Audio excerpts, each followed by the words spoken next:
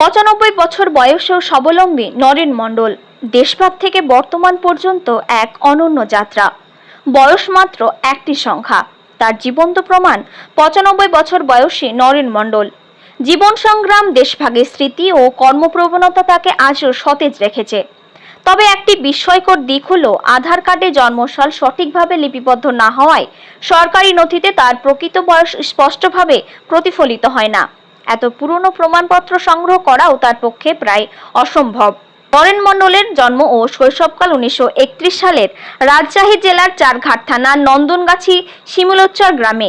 সেই সময় এলাকা ছিল অবিভক্ত ভারতের অন্তর্গত। তিনি বলেন, ব্রিটিশ আমলে কর দিলেই জমি পাওয়া যেত। ১৯৪৭ সালে দেশভাগ ও শেকড় হারানোর বেদনায় কাতর হয়ে পড়েন নরেন মণ্ডল সহ বহু মানুষ। ভারত পাকিস্তান বিভাজনের পর তার পৈতৃক ভিটে পড়ে পূর্ব পাকিস্তানে, বর্তমান বাংলাদেশে। ধীরে ধীরে শুরু হয় সাম্প্রদায়িক দ্বন্দ্ব। জন্মভিটে বাড়ি ও জমি ত্যাগ করে নতুন আশ্রয়ে পাড়ি দেন তিনি। ১৯৬৩ সালে তিনি শ্রীমতী মণ্ডল ও পরিবারের সদস্যদের নিয়ে মুর্শিদাবাদের রানীনগর থানার ধনিরামপুর সাহেবনগর বামনাবাদে চলে আসেন। প্রায় এক দশক সেখানেই কাটান। ১৯৭৩ সালে নতুন ঠিকানা হয় নদিয়া জেলার জমশেদপুর পঞ্চায়েতের সুন্দরপুর এলাকায়। সেখানে ২১ বছর বসবাসের পর আবারও স্থানান্তর ঘটে। ১৯৯৪ সালে পরিবারসহ মুর্শিদাবাদের বহরমপুর থানার হরিদাসমাটি পঞ্চায়েত এলাকায় চর নারায়ণপুরে স্থায়ীভাবে বসতি গড়ে তোলেন নরেন মণ্ডল। বর্তমানে ৯৫ বছর বয়সী কর্মোদ্যমী নরেন মণ্ডল তেনার ৪ ছেলেকে জমি দেওয়ার পর নিজের জন্য রাখা ২ বিঘা জমিতে এখনও সবজি ও আদা চাষ করেন। ফসল বিক্রি করে পরিবারের জন্য প্রয়োজনীয় জিনিস কেনেন এবং নিজেকে সক্রিয় রাখেন। নরেন মণ্ডল বলেন, কাজ করলে মন ভালো থাকে, শরীরও ঠিক থাকে। তাই বয়সকে আমি কখনো বাধা মনে করিনি। এছাড়াও অতীতের ফেলে আসা দিনের কথা প্রকাশ করেন। এখন পর্যন্ত বয়স্ক স্বামী স্ত্রী নিজের কর্ম ও রান্না নিজেই করতে ভালোবাসেন। তিনি এখন পর্যন্ত নিজের কর্ম করে সংসার টিকিয়ে রেখেছেন। এমনকি তার বাড়ি পর্যন্ত কোনো রাস্তার উন্নতি নেই, কাদামাটির রাস্তা তাদের পারাপার করতে হয়। এছাড়াও সরকারি পরিশুদ্ধ পানীয় জল এখনো বাড়িতে পৌঁছায়নি। তার বাড়ির পাশে গঙ্গা নদীর পাড় বাঁধানো পর্যন্ত নেই। যে কোনো মুহূর্তে গঙ্গার ভাঙনে তাদের বাড়ি ভেঙে যাওয়ার ভয় রয়েছে। ৯৫ বছর বয়সেও স্বাবলম্বী এই প্রবীণ নাগরিকের জীবন সংগ্রামের কাহিনী কেবল অনুপ্রেরণাই নয়, প্রশাসনের প্রতি আহ্বানও। তার বসতভিটে রাস্তা উন্নয়ন, নিরাপদ পানীয় জল ও গঙ্গার পাড় রক্ষায় দ্রুত ব্যবস্থা নেওয়া জরুরি। টাকা ১,৫০০ গ্রাম ছিল। আইসা থানাতে ৪০ টাকা গেল, দাদু দিয়ে গেল। আর ২ টাকার নোট নিয়ে গেল। ২ টাকা কাগজের, জানেন কাগজের টাকা আগে ছিল না, দাদু নিয়ে গেল।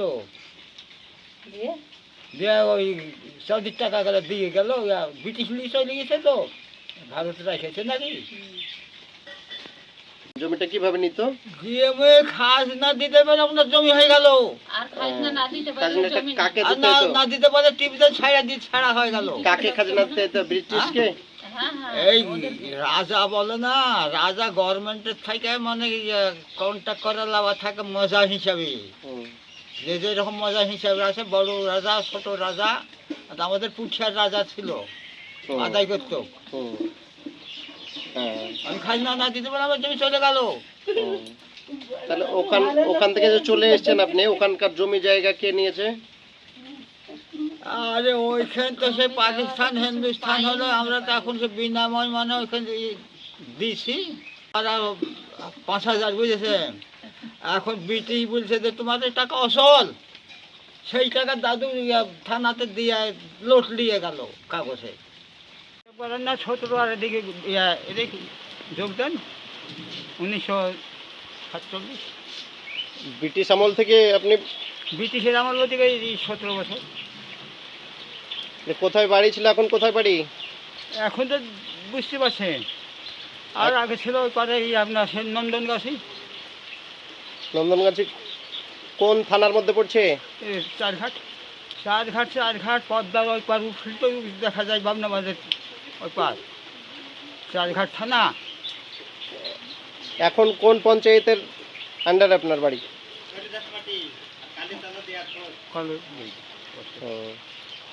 কাজ কতদিন থেকে করেন? কি কাজ করেন? আমার এই কাজ কি আবাদ করেছেন? এটা কি আবাদ? কি আবাদ? এটা কি আদা? আদা।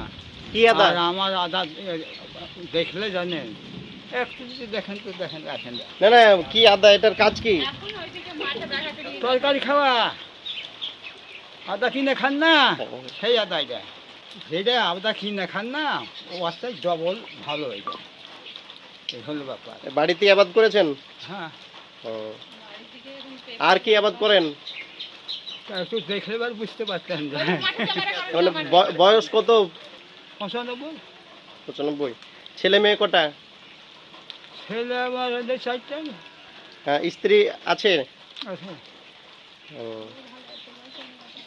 এদিকে রাস্তাঘাট হয়েছে?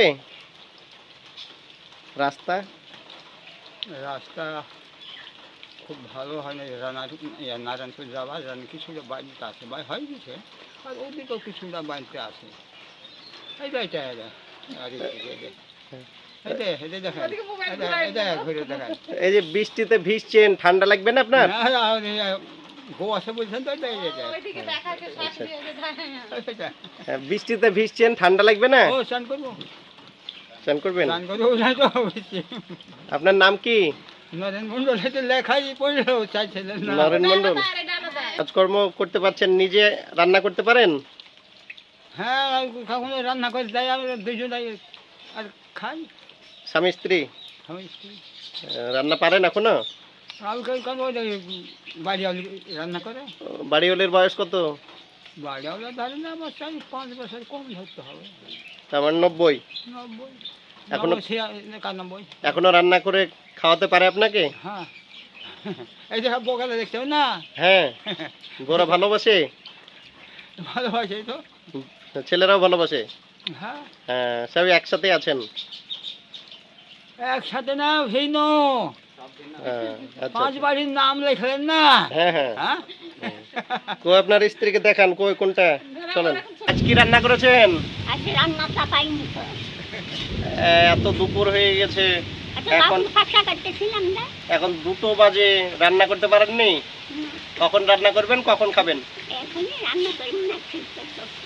আবু সাপ করলো এখন। কি রান্না করবেন? কি করবো, ডাল করবো, কলা ভাজা করবো। কলা ভাজা আর ভাত? হ্যাঁ, আর ডাল। হ্যাঁ। কিসে রান্না করেন? স্টিলের হাঁড়িতে। রান্না আপনার নাম কি? শ্রীমতী মন্ডল। বাড়ি কোথায় ছিল? মায়ের বাড়ি কোথায়? বাংলাদেশে ছিল। বাংলা বৌমাদেরকে শাড়ি শাড়ি দিয়েছে, বৌমাদেরকে, বেটাকে গেঞ্জি দিয়েছে, আর নাতি গেলাকেও প্যান্ট গেঞ্জি দিয়েছে। কিভাবে ইনকাম করলো, কিভাবে দিয়েছে আপনাদেরকে? ওই জমিতে ফসল হয়, সবজি হয়, বেটা গালায় বিচে দেয়, ওই সব পয়সা দিয়ে সবাইকে দেয়। সবাইকে ভালোবাসে? সবাইকে যা দিবে সবাইকে একরকমই, এক নজরে দেখে, সবাইকে সমান দেয়। না, সবাইকে সমান করে ভাগ করে দিবে। কাজকর্ম এখনো নিজের কাজ নিজে করতে হ্যাঁ, পারে? নিজের কাজ নিজেই করতে পারে।